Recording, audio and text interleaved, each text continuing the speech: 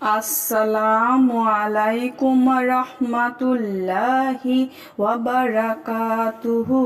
সুপ্রিয় সম্মানিত দর্শক ও শ্রোতা, আশা করি আপনারা মহান আল্লাহর রহমতে ও দয়ায় সকলেই ভালো আছেন।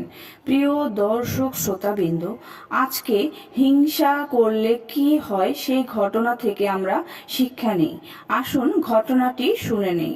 চারজন গিয়েছিল এক জায়গায় ডাকাতি করতে। ডাকাত দলের এক সদস্যের নিকট বেশ কিছু স্বর্ণমুদ্রা ছিল। এই স্বর্ণমুদ্রা হাতিয়ে নিতে তিনজন মিলে ষড়যন্ত্র করে তাকে হত্যা করে ফেলে। এরপর তিনজনের মাঝে দুজন আলোচনা করে যে তিনজন ভাগ করে নিলে স্বর্ণ কম পাবে। এ কারণে অপর ব্যক্তিকে হত্যা করে দুজনের স্বর্ণ নিয়ে ভাগে বেশি পাবে। এরপর তারা দুজন মিলে তৃতীয় ব্যক্তিকে হত্যা করে ফেলে। এরপর দুজন আলোচনা করে সিদ্ধান্ত নেয় যে একজন বাজারে গিয়ে কিছু খাদ্য ক্রয় করে নিয়ে আসবে আর অপরজন এই স্বর্ণ পাহারা দিবে। এই মোতাবেক একজন বাজারে গমন করলো।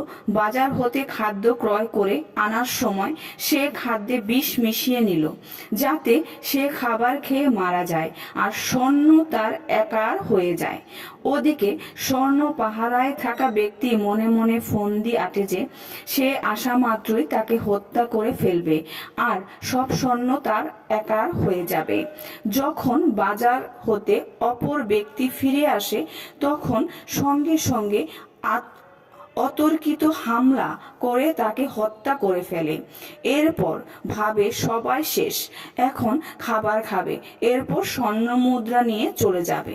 খাবার খাওয়ার পর সে খাদ্যের বিষক্রিয়ার আক্রান্তে হয়ে ছটফট করতে করতে মরে যায়।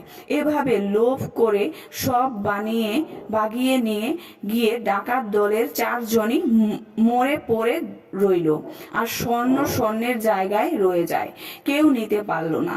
সুতরাং সাবধান সাবধান, আমরা যারা এই দেশে আছি আমাদের চোখের পানি ফেলা উচিত আমাদের নিজেদের জন্য। আমরা যদি নিজেরা ঝগড়া ফ্যাসাদ করি এক সময়ে দেখবেন এই দেশ আর আমাদের থাকবে না। এরপরে আমাদের শুধু চেয়ে চেয়ে থাকা ছাড়া অন্য কিছুই করার থাকবে না। এখন আমাদের জন্য কিছুটা কষ্টকর হলেও সকলেই হাদিসের উপর আমল করে নিজেদেরকে বোঝানো উচিত। নিজেদের স্বাধীনতা সম্পর্কে আমরা সবাই খুব উঁচু স্বরে আওয়াজ করি, বড় বড় কথা বলি।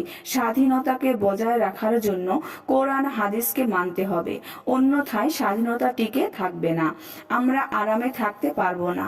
আল্লাহ রব্বুল আলামিন আমাদের সবাইকে কোরআন হাদিসের উপর হযরত আশরাফ আলী থানভী রহমতুল্লাহ আলাইহি যেভাবে ওষুধ দিয়েছেন সেভাবে সেগুলো সেবন করার মতো যোগ্যতা আল্লাহ তাআলা আমাদেরকে দান করেন এবং এগুলো মানার যোগ্যতা আল্লাহ তাআলা আমাদেরকে দিয়ে দেন এবং আমাদের এই রোগগুলো দূর করে দিন।